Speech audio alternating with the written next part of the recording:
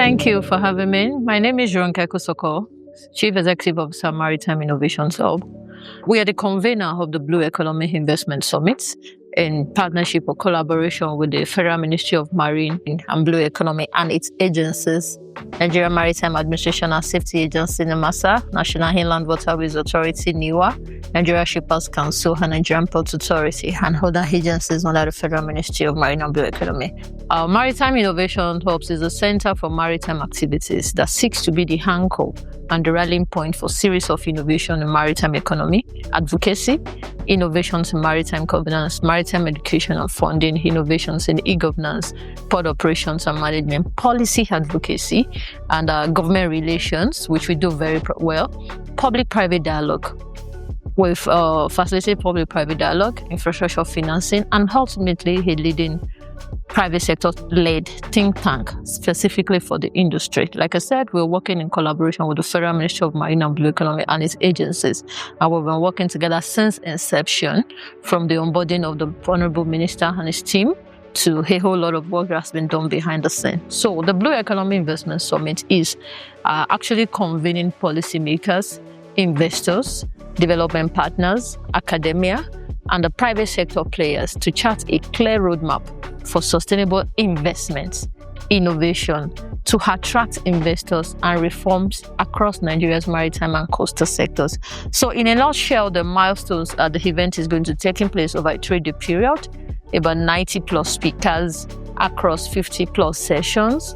There are 15 deal rooms, and the most important part, a $2 billion innovation fund.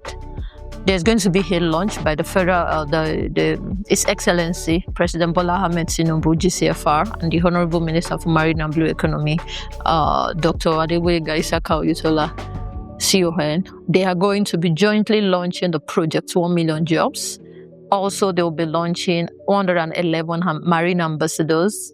There is a ministerial roundtable on human capital development. We've already confirmed governors, and we're still confirming more ministers, senators, private sector players, and participation is being confirmed. Actually, last year, 2025, made it 111 years the Nigerian maritime sector came to be. This is the sector through which Lord Lugard created Nigeria itself. If you're familiar with the Nigerian story, you know the colonial masters came, taking our raw materials, solid minerals, and all those through the waterways, through canals, and all that. I'm Kosoko, I'm Lagos. So if you're from Lagos, if you're from Calabar, if you're from all those old colonies, Badagry, you understand what the trade means in those days, even if you are in Kogi. So Nigeria itself emanated from trade via the waterways. Nigeria today cuts across 28 inland waterways, today cuts across 28 states, and which puts NIWA over the control of inland waterways. The Blue Economy Summit, when we get into the details, like I said, if you look at 1914, when Nigeria was amalgamated, both the Northern Protectorate and the Southern Protectorate to form Nigeria as a nation, to 2025 actually made it 111 years. So the president is celebrating that, the minister is celebrating that, and there are 111 human beings at the center of that ecosystem who are the anchors across states. You will get to see some of our ambassadors per state when they begin to speak, and the heavy work that they've been doing behind the scene. We will not give you all the details right now, but stay tuned. And we'll also talk about funding. What exactly is $2 billion Innovation Fund? We have all been talking in the sector, and we've all been talking about money. Everybody knows that to achieve the $1 trillion GDP targets that the country is targeting, which interestingly, I think I said at the media party that Nigeria and Indonesia was at the same point in 1997 with the same demographics, with the same challenge. And in 2024 or 2025, according to IMF data, Indonesia today has a GDP of $1.496 trillion. That is 5.5 times Nigeria's GDP. So what happened in Indonesia with the same population averagely, with the same dynamics that Nigeria has, and Nigeria's GDP still stands or hovers between $250 billion to $300 billion.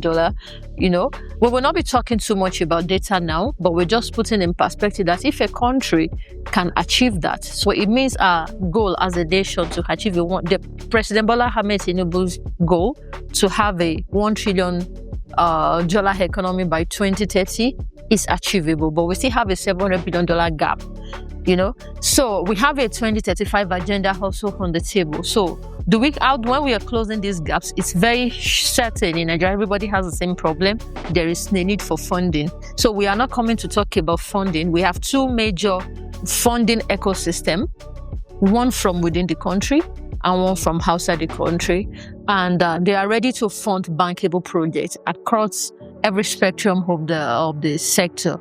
So in whatever area you're operating, whether you're a ship owner, whether you're a barge owner, whether you're a barge operator, whether you're in fisheries and aquaculture, whether it's coastal tourism, whether it's infrastructure financing, whatever it is that you're doing, there is a major finance conversation on the table. So that's why this event is really for decision makers at the highest level across both private and public sector.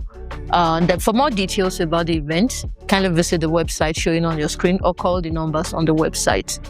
We look forward to seeing you at the event. Thank you.